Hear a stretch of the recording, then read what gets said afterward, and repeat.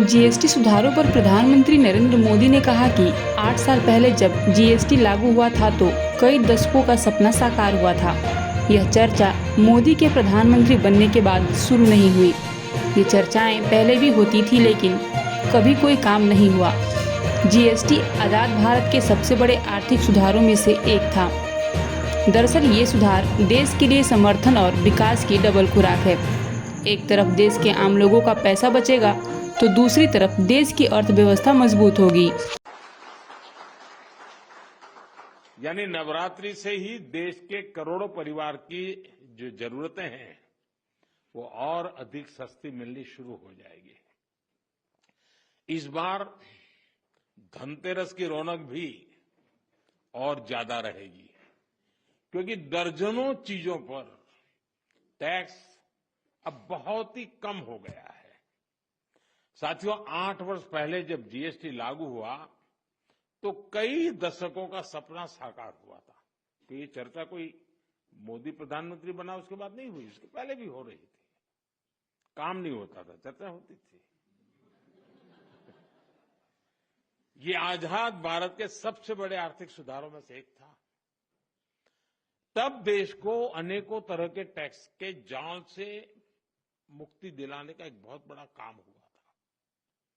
अब 21वीं सदी में आगे बढ़ते भारत में जीएसटी में भी नेक्स्ट जनरेशन रिफॉर्म की आवश्यकता थी और उसको किया गया है। मीडिया के कुछ साथी इसको जीएसटी 2.0 के रूप में कह रहे हैं, लेकिन असल में ये देश के लिए सपोर्ट और ग्रोथ की डबल डोज है। डबल डोज यानी एक तरफ देश के सामान्य परिवार की बचत और दूसरी तरफ देश की अर्थव्यवस्था को नई मजबूती। नए जीएसटी रिफॉर्म से देश के हर परिवार को बहुत बड़ा फायदा होगा।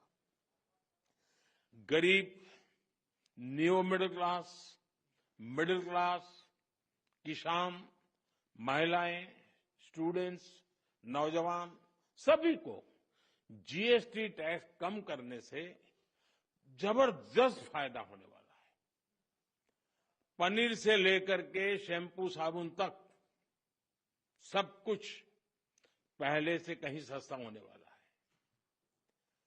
और इससे आपको महीने का खर्च, रसोई का खर्च भी बहुत कम हो जाएगा। स्कूटर, कार पर भी टैक्स कम कर दिया गया है।